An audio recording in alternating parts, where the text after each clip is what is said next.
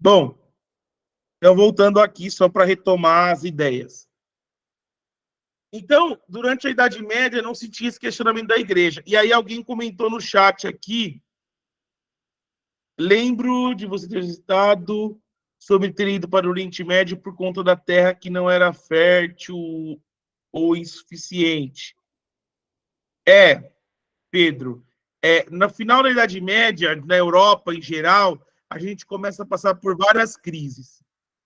Quais crises?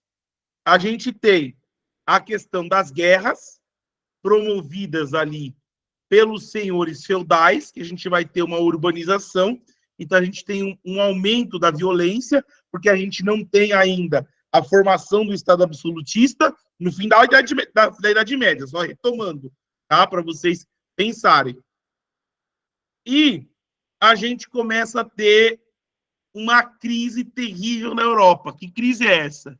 Que doença que alastrou na Idade Média, que destruiu quase metade da população mundial ali naquela época? Peste negra? A peste negra. A peste negra, exatamente. E por que a peste negra é um marco? Porque as pessoas começam a questionar esse poder da igreja. Ora, gente, o homem da Idade Média, ele acorda com o sino da igreja, ele reza o sino da igreja, ele almoça com o sino da igreja, ele dorme com o sino da igreja, tudo dele é regido pela igreja e por Deus, pelo Deus que ele acredita. Só que a gente passa a ter uma peste que nem a igreja consegue explicar. Ou seja, espera aí, será que esta igreja tem resposta para tudo de fato? Então começa a haver com a Idade Média uma crise de fato, mais uma racionalização do homem, no sentido de que ele não consegue explicar tudo pela fé. Então o Renascimento, ele representa essa transição. Com o Renascimento, a gente vai ter a possibilidade do surgimento do Iluminismo, que vai gerar esse movimento que eu estou contando para vocês aqui, esse movimento filosófico conhecido como Iluminismo. Beleza? Tranquilo? Só fiz uma retomada para a gente começar, de fato, as reformas pombalinas aqui, explicando essa ideia de iluminismo e de déspotas esclarecidos. Tá bem tranquilo para vocês, gente? Deu para entender por que eu voltei? Beleza. Se alguém tiver dúvidas, por favor, me interrompa. E agora vamos à aula de hoje, não é mesmo?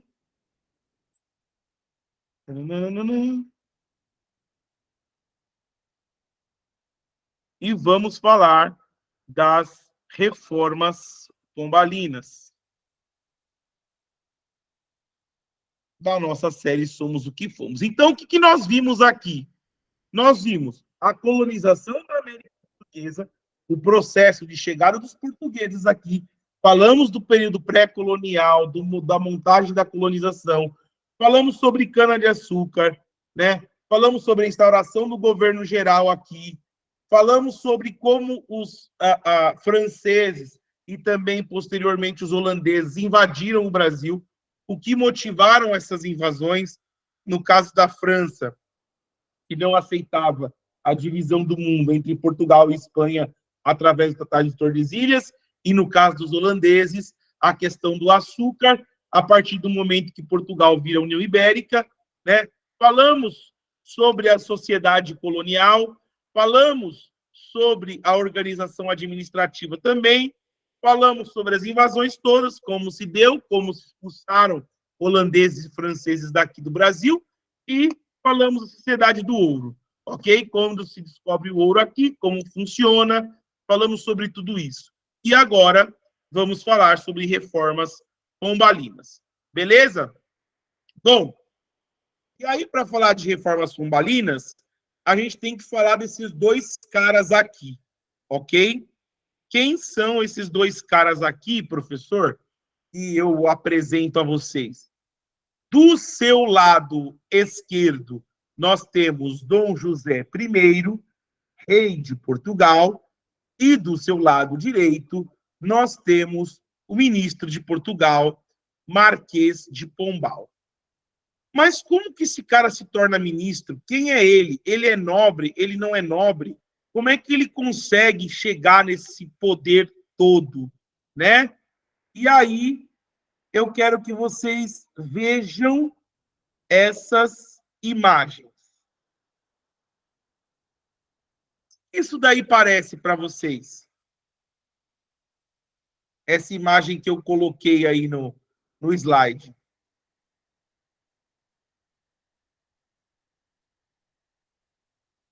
Alguém arrisca me dizer Uma que é guerra marítima. o quê? Uma guerra marítima. Parece uma guerra marítima, né? O mar está agitado, os barcos, mas na verdade não. Pedro, essa imagem é a imagem do maior terremoto que já houve em Lisboa. E ele aconteceu no ano de 1755, durante o governo do rei Dom José I. Tá?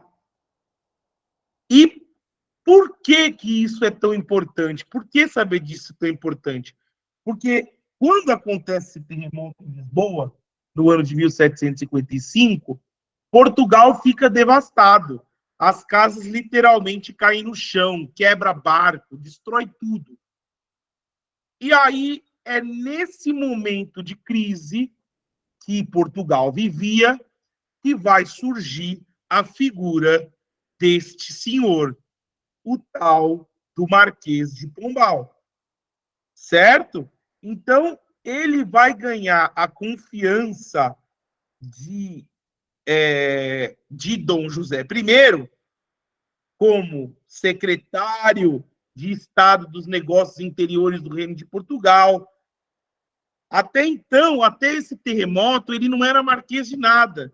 Ele, sim, era nobre, mas ele era apenas o Sebastião José Carvalho e Melo, não é? Ou, e depois, no primeiro momento, o primeiro título que ele vai ganhar é de Conde de Oeiras. É o primeiro título que ele vai ter. E só depois Marquês de Pombal. E ganha esse título por conta desse terremoto aqui. Ele vai, através das reformas administrativas, econômicas e sociais em Portugal, ele vai permitir a reconstrução de Portugal. E por que falar disso é importante? Porque vai ter impacto direto na colônia. Lembram que na aula passada eu dei uma pincelada nisso. Eu falei para vocês que quando se descobre ouro em Minas Gerais, quando se descobre ouro na região centro-oeste do Brasil, a primeira coisa que a coroa faz é expulsar os jesuítas. Expulsam os jesuítas daqui. Lembram da região das Minas? Por que expulsam os jesuítas? Quem expulsam os jesuítas? Alguém sabe me dizer? Agora tá fácil, hein? Quem expulsa quem? Jesuítas? Os jesuítas.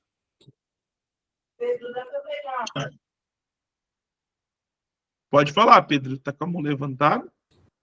Ah, os... Não foram os portugueses, né? Os próprios portugueses, mas na figura de quem? De Marquês de Pombal. Ah, O tá. Marquês de Pombal vai ser o responsável, Pedro, por tirar os jesuítas da região das Minas. E por que ele faz isso? Porque os jesuítas são uma irmandade religiosa que não obedece ninguém a não ser o Papa. Então, obviamente, que se os jesuítas entram, exato, Pedro, o Pedro colocou aqui, se os jesuítas entram na região das Minas Gerais, não ia sobrar uma faísca de ouro, porque eles iam usar esse ouro para a igreja, em favor do Papa. Vamos lembrar que a igreja, ela ajuda o rei, mas ela disputa o tempo todo o poder com o rei também. E os jesuítas são conhecidos na igreja como o exército da igreja, né? Eles tinham uma formação quase que militar, não é? Além da formação intelectual que tinham. Então, esses jesuítas, estando na região das Minas, o prejuízo de Portugal seria grande. Então, na figura do Marquês de Pombal, eles serão expulsos da região das Minas. Não há a possibilidade de criação de irmandades religiosas jesuítas dentro da região das Minas.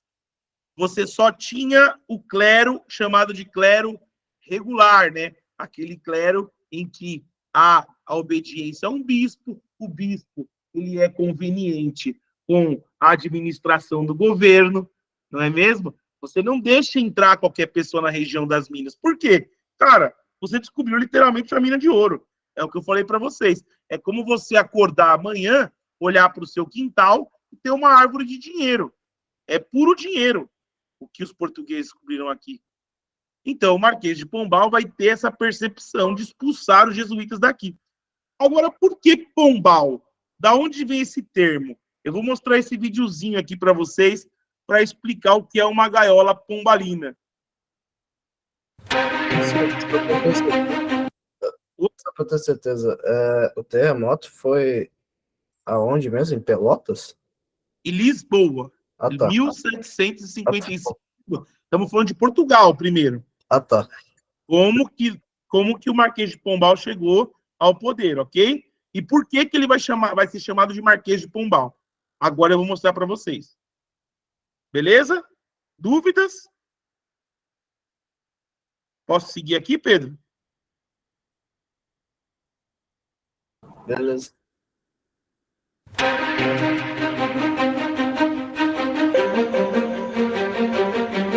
Essas fotos são do Arquivo Municipal de Lisboa.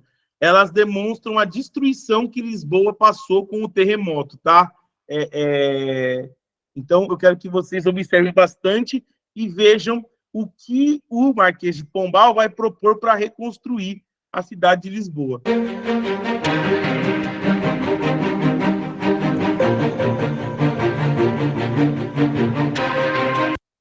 Olha só a mudança na estrutura. Então, você tem a destruição causada por esse terremoto e, com isso, a reconstrução de Lisboa já com ruas mais largas e já pensando se houvessem catástrofes futuras.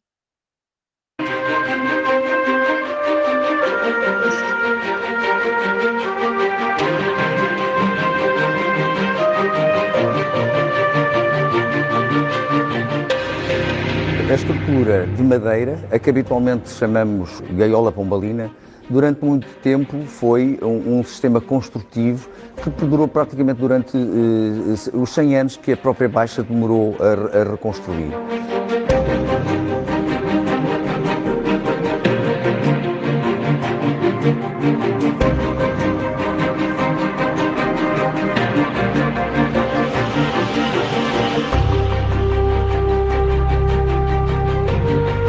A vantagem desta estrutura, isto é, a elasticidade desta estrutura de madeira, possibilitava que em caso então de nova catástrofe, as paredes evidentemente podiam fissurar e inclusivamente fazer cair alguns dos elementos de pedra.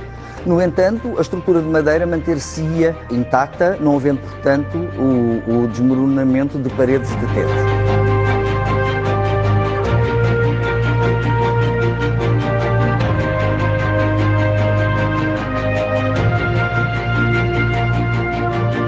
A estrutura pombalina deve ter um comportamento de todo ao nível do quarteirão. Ao abanar, em caso de terremoto, todo o edifício tem as oscilações idênticas. Isto é, todo o quarteirão abana para um lado e abana para o lado oposto, e assim sucessivamente. São estes solavancos que os tremores de terra provocam nos edifícios que, supostamente, perante uma estrutura elástica, como é o caso da gaiola pombalina, vai impedir que esta mesma estrutura se desmorone.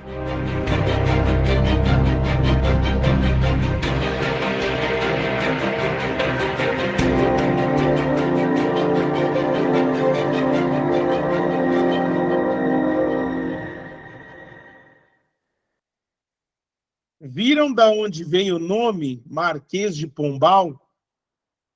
Portugal foi o primeiro país do mundo que se tem relato na história a reconstruir uma cidade inteira pensando nos sismos, ou seja, em terremotos futuros, através desta estrutura de gaiola pombalina, não é? Então, ela prevê a construção desde a estrutura em madeira, criando cruzes de Santo André, aquela cruz em X, né, chamada Cruz de Santo André. Se houvesse novos tremores, a parede podia rachar, podia cair uma coisa ou outra, mas a estrutura não ia desmoronar, porque a estrutura de madeira ela é toda elástica. Ela é construída baseada nos navios. Então, Portugal, já vejam a inovação deste homem, deste político, do Marquês de Pombal. Já traz para si uma ideia. Olha, se houver novos terremotos em Lisboa, não vamos ter todo esse prejuízo que nós tivemos, porque a construção ela já está sendo pensada em novos terremotos, mais ou menos como o que acontece no Japão hoje. Vocês sabem que os prédios do Japão, hoje, mas isso já é uma tecnologia muito recente, do século XX, eles têm uma espécie de pêndulo dentro dos prédios, para quando houver o tremor, o prédio não desabar. O Marquês de Pombal e os portugueses, né, Estado português, está pensando nisso em 1755. É a primeira cidade que pensa em se reconstruir já para se precaver de futuras tragédias. E quando o rei Dom José vê isso, ele vai ganhando confiança nesse até então secretário de Estado português, dando a ele o cargo de ministro. Porque veja o que ele foi capaz de fazer. Não é? Ele vai liderar essa reforma toda após o terremoto em 1755. Certo? Exatamente. O Pedro falou, caramba, inspiradas em navios muito... Exatamente. Se o navio balança nas ondas mais altas e não quebra, qual é a estrutura que se tem num navio?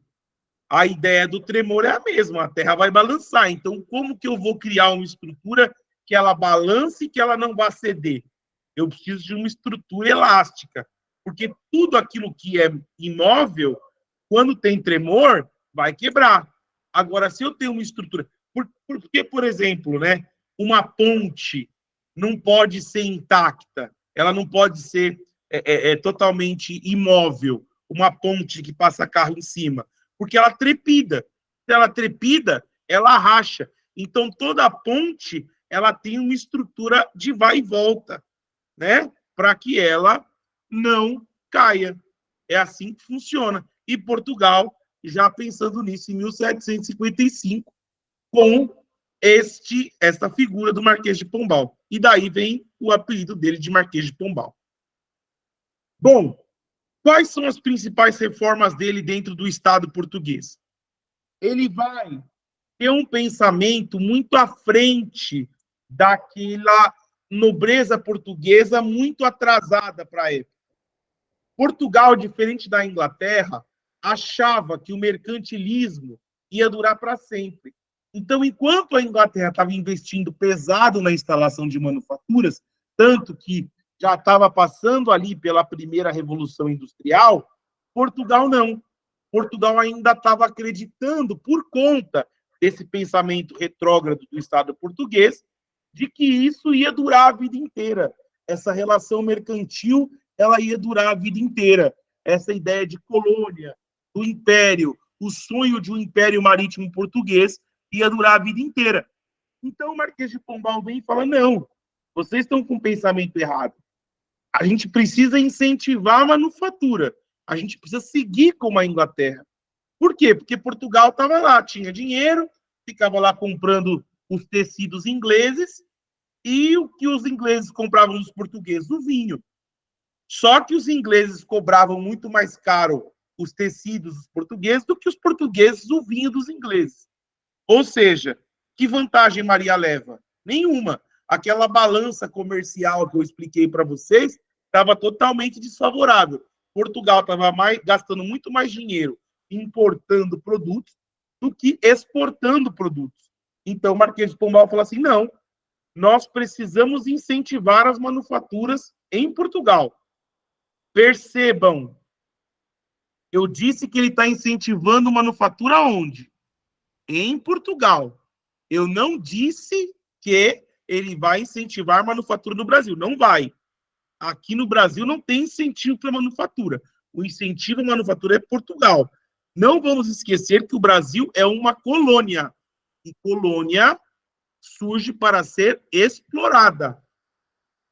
O ganho de Portugal está atrelado a isso. Então, você não cria manufatura no Brasil. Você está criando manufatura em Portugal.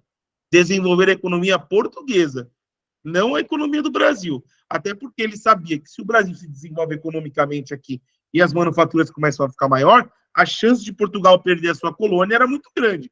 Então, eu vou incentivar que a minha colônia comece a se desenvolver economicamente? Não.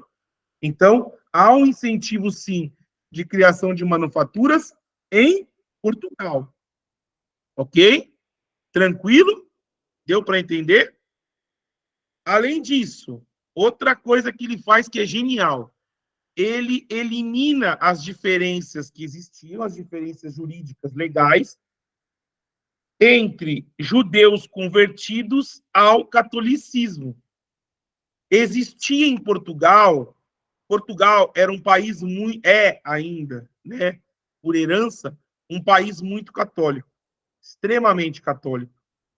Então, os judeus que eram recém-convertidos passavam por uma série de processos impeditivos.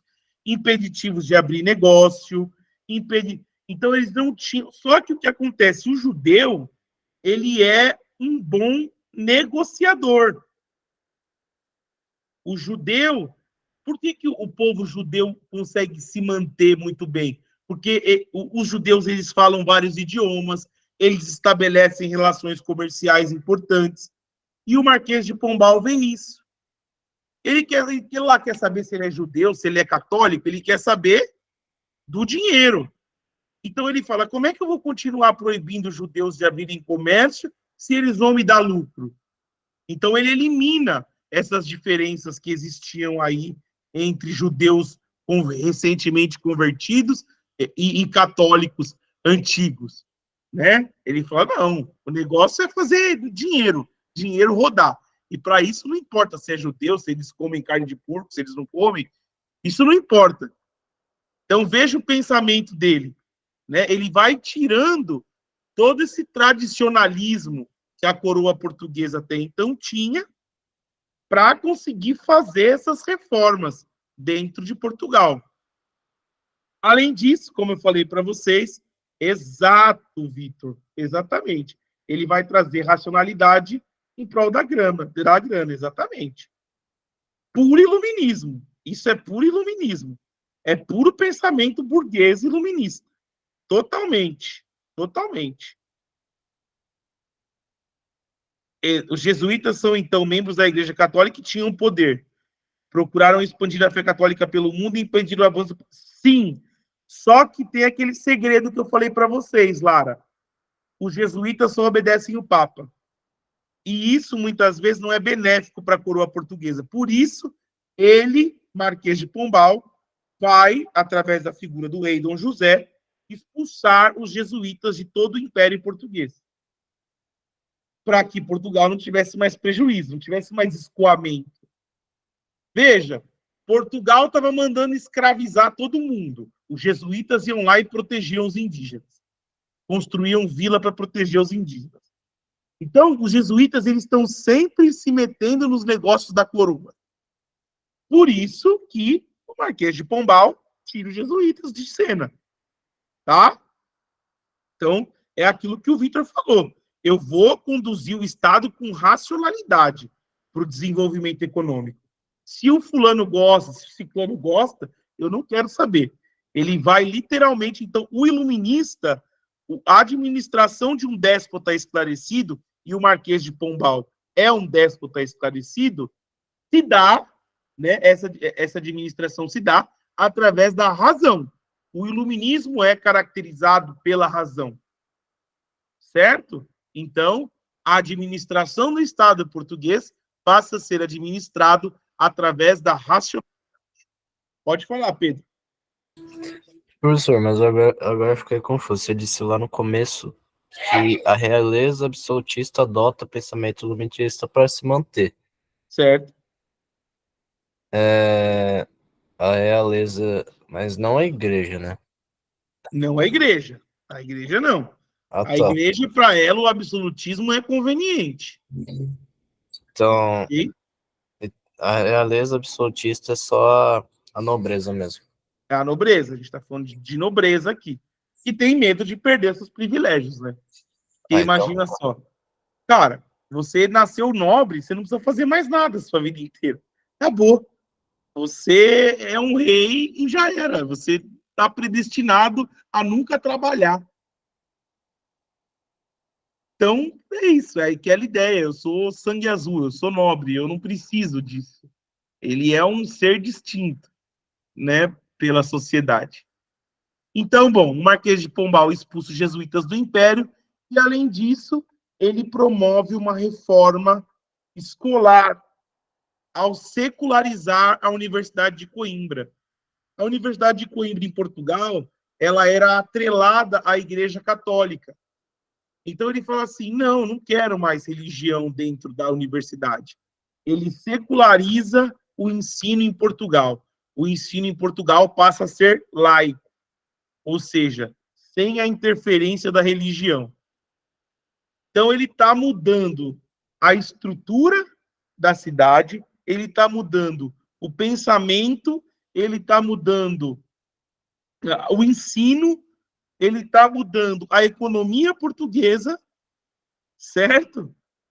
Olha isso. E aí, com isso, a nobreza e o clero começam a perder parte do seu poder e da sua influência, porque o Estado começa a ser administrado de forma racional. Você acha que isso vai agradar os nobres? Não, né? Vitor Hugo coloca claramente é o início do sistema capitalista atual. Exatamente, Vitor. Extremamente correto. É isso. É aí que começa a de fato se consolidar o capitalismo. É a partir desse processo das revoluções burguesas. À medida em que acontecem essas revoluções burguesas, a gente vai ter a quebra do antigo regime, a chamada morte do antigo regime, esse regime absolutista, e a ascensão da sociedade burguesa, que passa a configurar aí pós-revolução industrial. Beleza? É exatamente essa percepção. Então, a nobreza e o clero vão perdendo cada vez mais influência e a gente passa a ter um Estado administrado de forma racional, pensando no crescimento econômico. Beleza, gente? Até aqui alguma dúvida? Tranquilinho? beleza. Beleza? Vou dar 5 minutos para vocês tomarem aquela água e a gente retoma então 7h45, que a primeira aula já foi. Aí a gente retoma para a segunda aula 7h45, certo? É isso, né? Vocês têm um intervalinho de 5 minutos, não é? Estou correto? Isso. Então, beleza. A gente já volta aqui. Beleza? 5 minutinhos para vocês tomarem uma água, irem ao banheiro. Beleza? Vou fechar aqui. Até já já.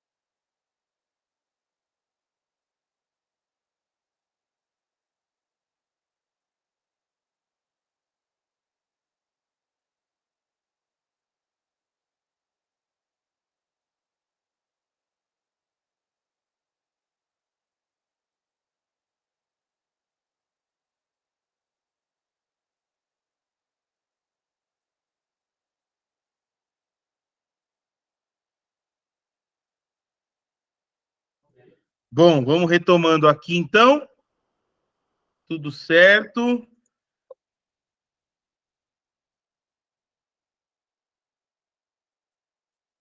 Caiu aqui o slide. Aqui. Bom, então voltando. Como eu falei para vocês, então, essas são as principais reformas do Marquês de Pombal em Portugal. Então, ele vai mudar toda a estrutura do pensamento administrativo em Portugal, ok? E vai ganhando, portanto, adversários políticos, não é mesmo? A gente começa a ter ali uma perda muito grande de poder, tanto do clero quanto da nobreza. Uma hora isso volta-se contra ele, tá? Então, ao contrário do que muita gente pensa, antes da Revolução Americana, ou seja, da independência dos Estados Unidos de 1776 e da própria Revolução Francesa de 1789, Portugal já foi pioneiro em difundir os ideais liberais na Europa, os ideais do iluminismo. Esse ideal liberal já...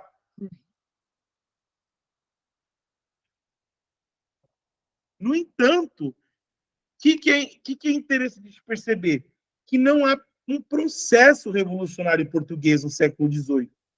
Vai acontecer nos Estados Unidos o processo de independência, vai acontecer na França a Revolução Francesa, mas em Portugal não vai haver uma revolução.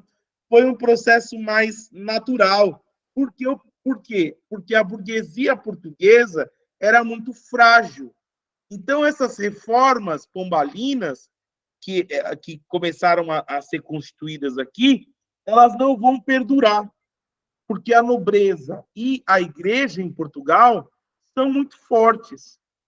Então, na primeira brecha que vai existir, os adversários políticos de Marquês de Pombal vão retomar as rédeas e o controle do Estado, que é o que vai acontecer. A partir de 1777, né? Opa! Mas me falaram que era para eu dar 2 aulas seguidas. Ou eu estou errado? Falando para eu interromper aqui. O Isaac tinha pedido para eu dar aula dele hoje. Era dele a aula hoje? Ou eu estou equivocado? Deixa eu parar aqui.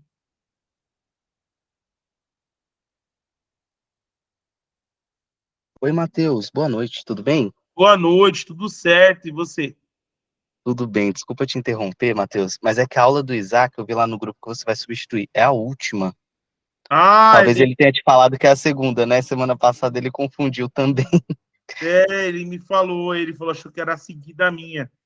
Beleza, então eu volto daqui a pouco. Obrigado, Matheus. Imagina, desculpa, eu que entendi errado, então. Não se preocupa, tá tudo certo. A